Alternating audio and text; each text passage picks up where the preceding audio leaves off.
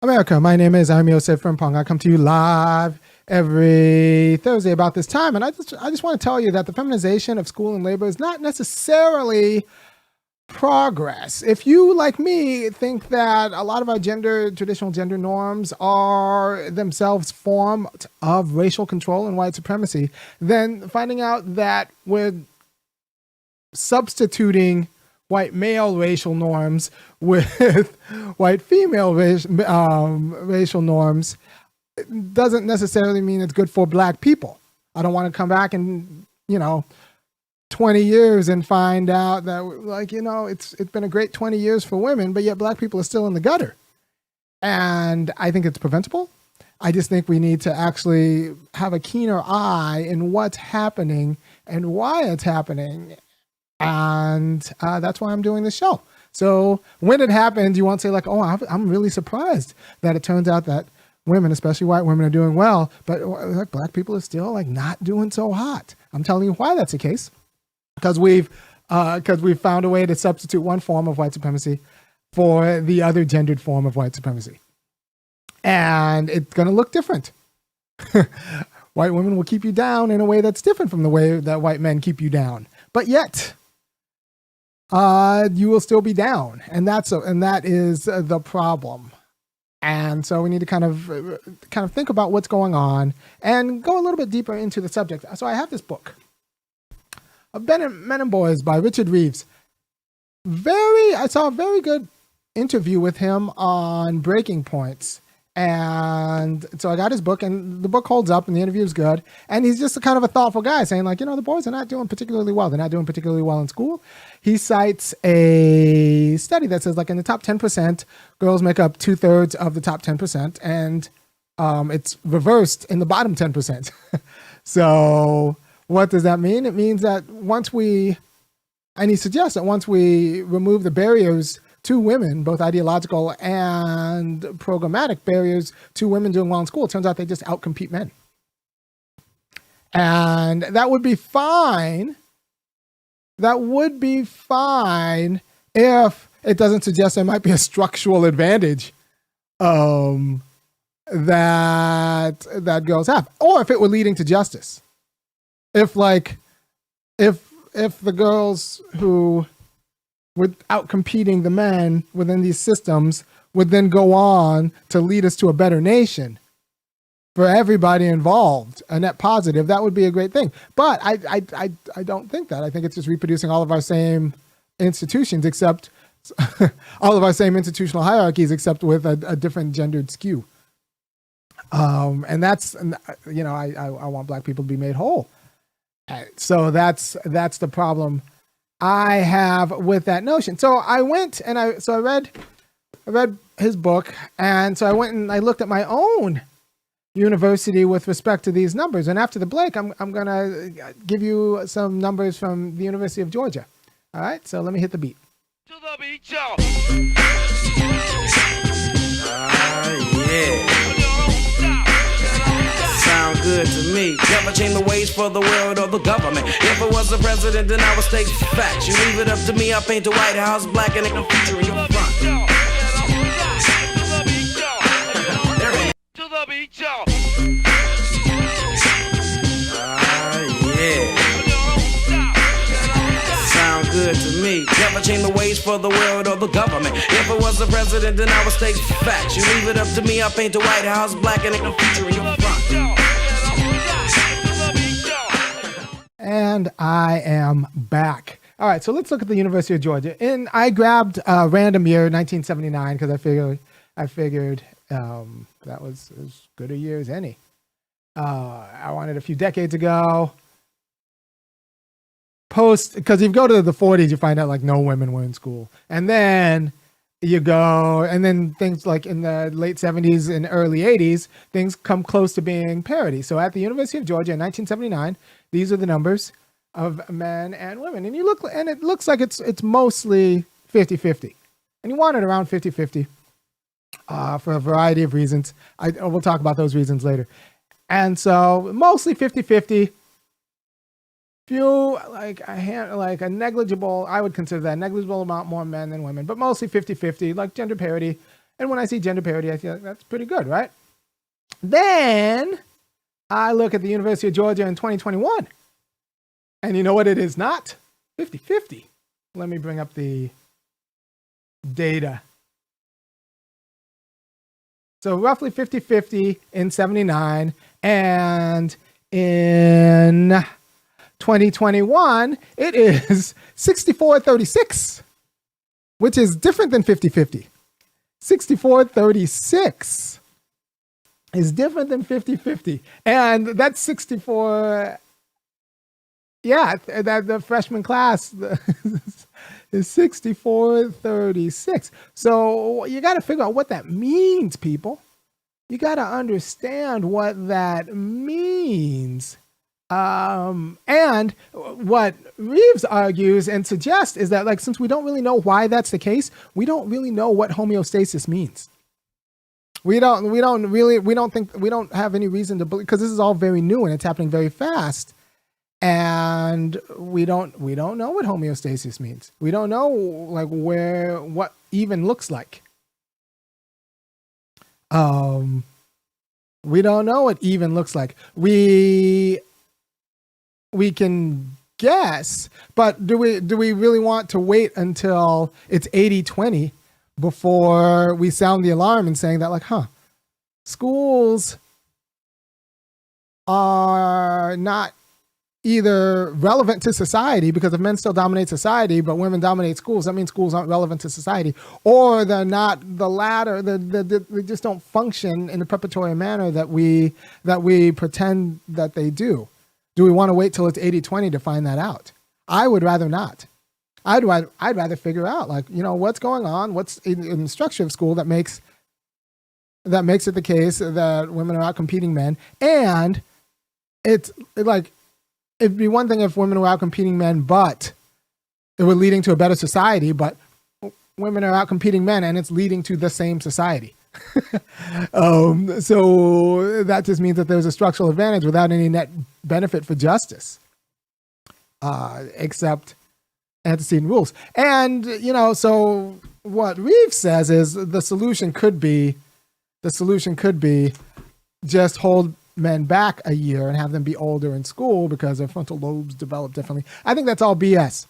I mean, I think there are cultural reasons. I think there are cultural reasons why it's advantageous for society to have, like, to reward people who do what they're told in a non-threatening way. And that's, like, women. And also, let's be honest, if I were just to look at a system, the education system as it stands, it's designed by, administered by, and evaluated by white women. So is it really that big of a surprise that white girls do so well in school? Just on the face, like, you just look at who creates the standards and who administers the standards and who evaluates the standards, and then, like, and that demographic is doing well. Like, it might just be that they're special pleading, like they design school for themselves and then for their own cultural tics and habits, and then it turns out that their cultural tics and habits are rewarded in school.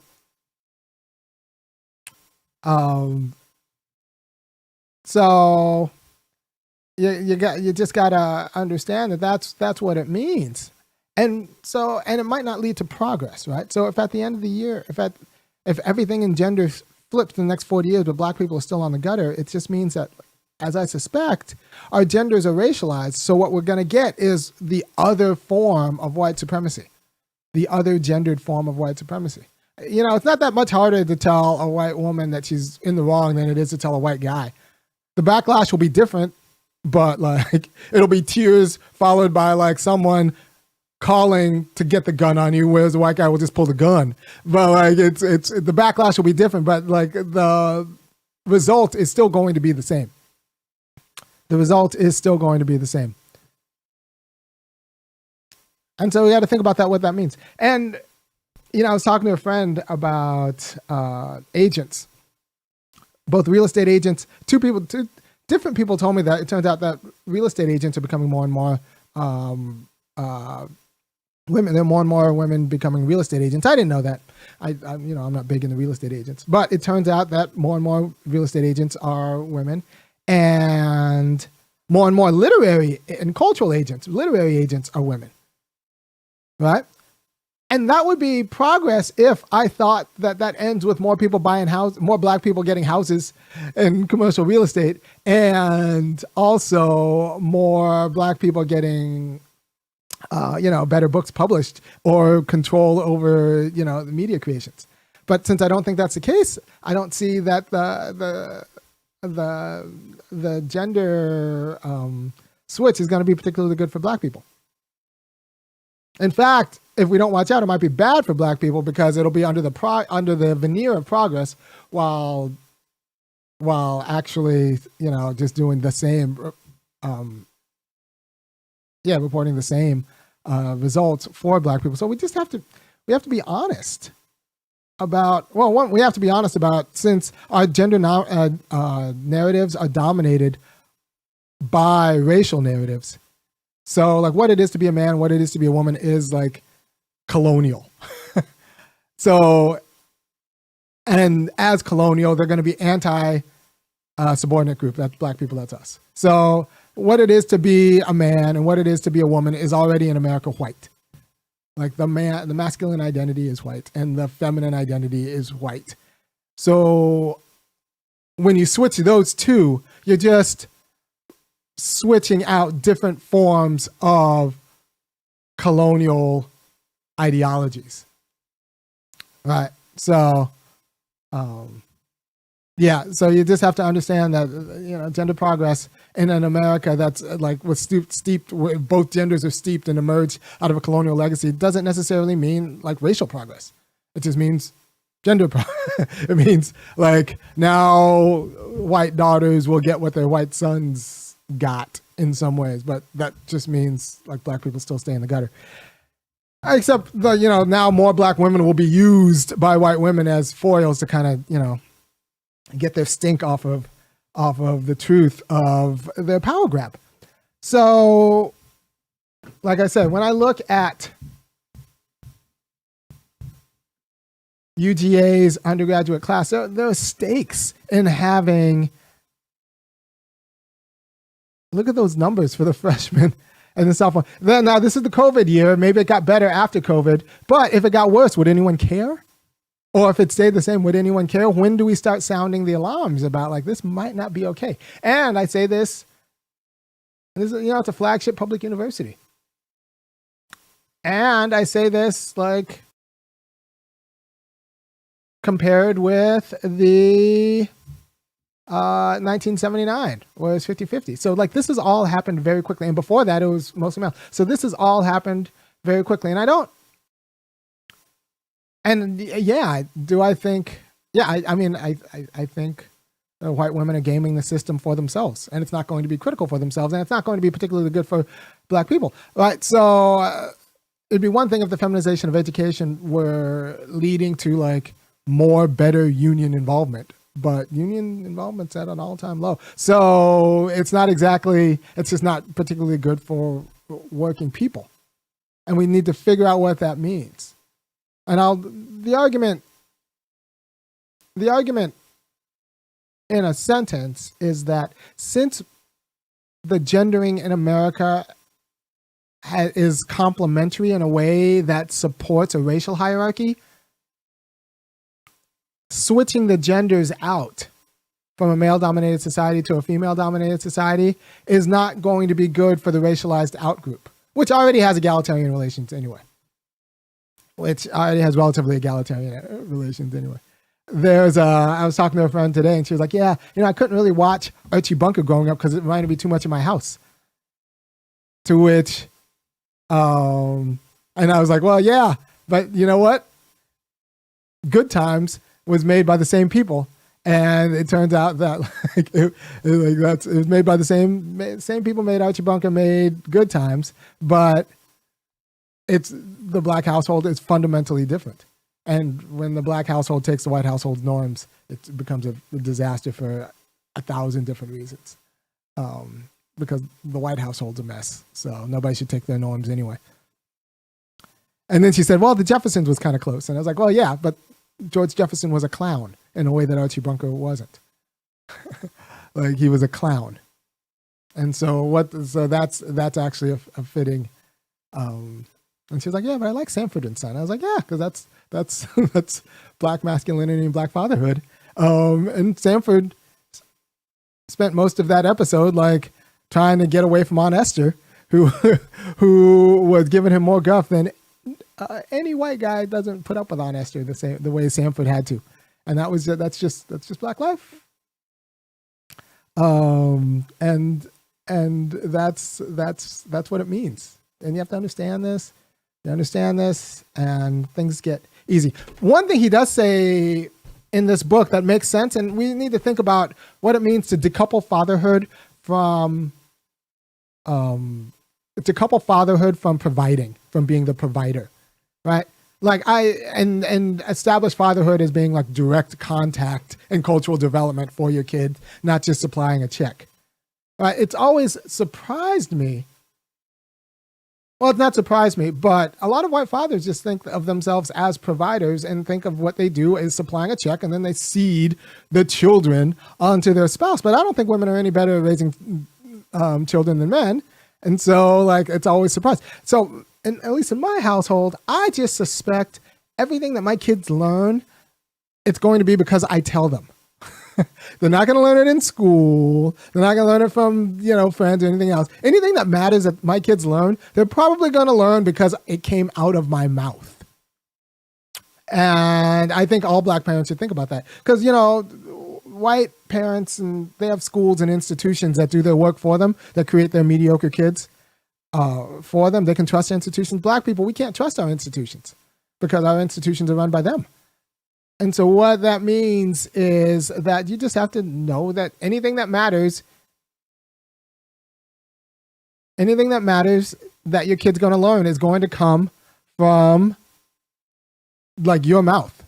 One of the reasons I do this is so that my kids can watch this later on and like learn things that maybe they can't hear at 7 or 6 or 5 from me talking to the people right now. So anything that your kids, like, you can't trust institutions. I don't trust the schools to teach my kids. I teach my kids everything they need to learn about reading, writing, math, and everything else. I do not trust any of these schools to teach my kids what they need to know. And, my kids do well in school because I teach them. I don't trust the teachers. These white teachers and teachers in general, they're not for your kids. You can't trust. It's like Del Curry didn't send Steph Curry to like a different league to teach him to play basketball. Del Curry taught LeVar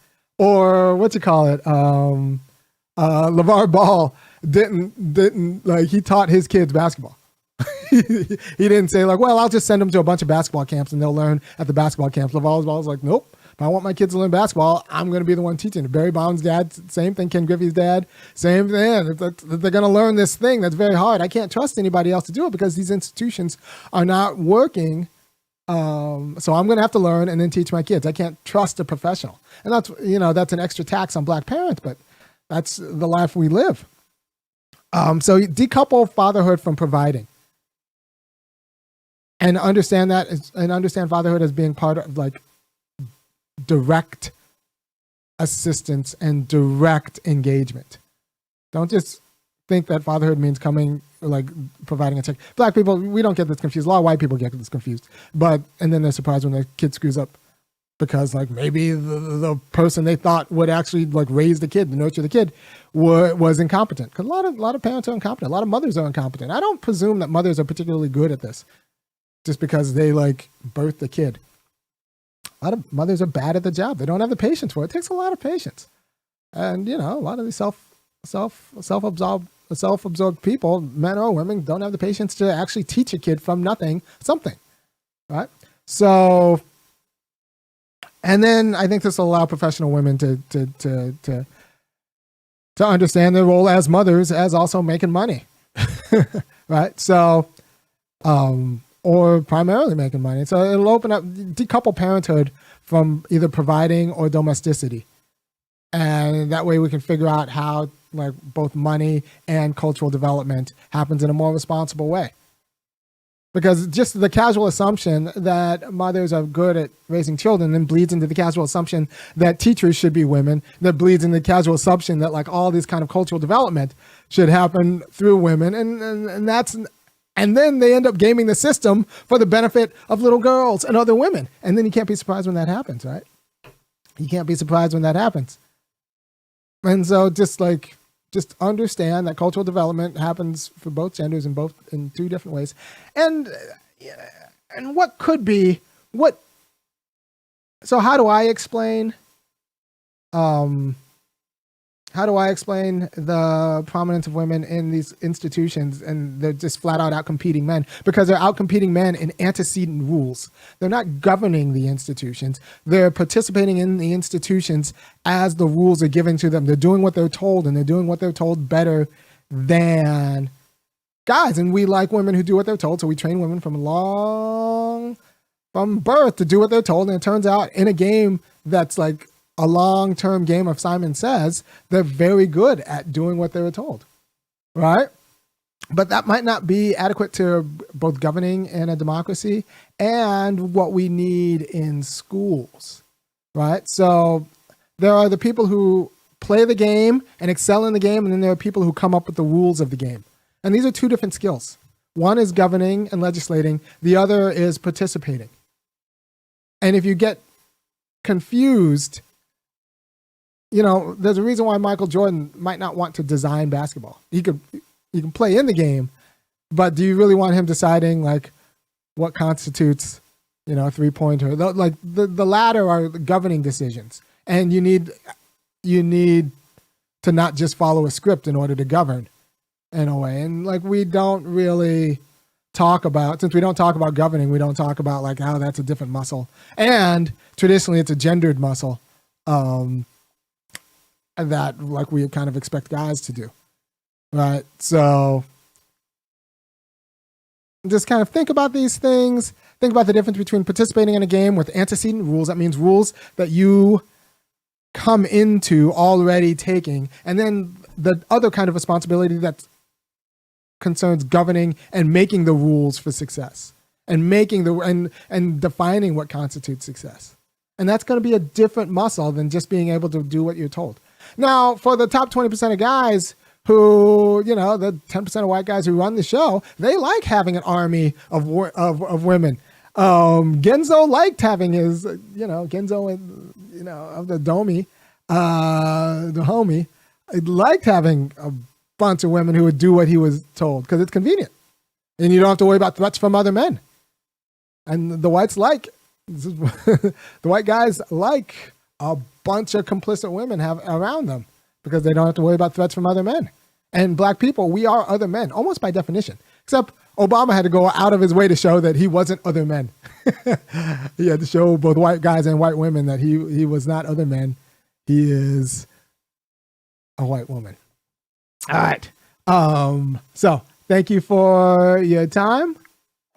Did I just say that Obama went out of his way to show white people that he was a white woman? I might have said that, and it might be true. And we got to figure out what that means. And I will talk to you about something completely different next week. Take care. Bye.